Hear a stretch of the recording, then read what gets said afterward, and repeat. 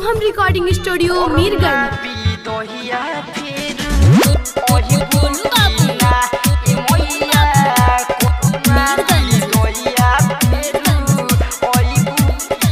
Present by Shubham films.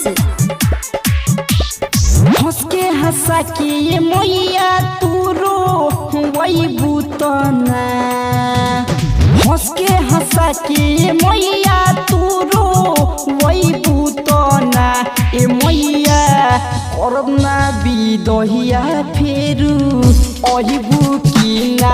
ए मैया करना बिदहिया फेरू अहिबू कीना। ए मैया करना बिदहिया फेरू अहिबू कीना। ए मैया करना बिदहिया फेरू अहिबू कीना।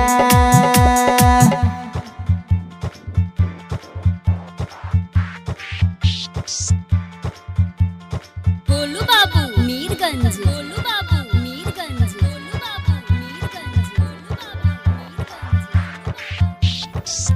हंसवा के कोके सवारी आइलू मयरिया। बड़ी खुश बाटे सबू गौआ नगरिया। हंसवा के कोके सवारी आइलू मयरिया।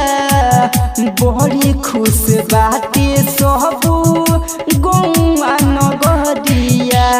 मथवा से अपना चरा तू हो टोइबू कीना। मथवा से अपना चरा तू हो टोइबू कीना। ए मैया करना बिदहिया फेरू अहिबू कीना। ए मैया करना बिदहिया फेरू अहिबू कीना। गोलू बाबू। गोलू बाबू मीरगंज। मीरगंज।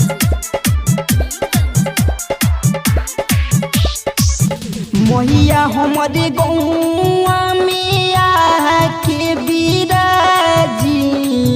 हर साल विदाई वाला सिस्टम हटा दी। सिस्टम हटा दी। मैया हमारे गौआ में आके बिराजी। हर साल विदाई वाला सिस्टम हटा दी। हलचल दिनेश के दुखवा तुमी टोहिबू कीना। फ्याजुल दीवाना के गावे के तुसी खोहिबू कीना। ए मैया करना बिदहिया फेरू अहिबू कीना। ए मैया करना बिदहिया फेरू अहिबू कीना। ए मैया करना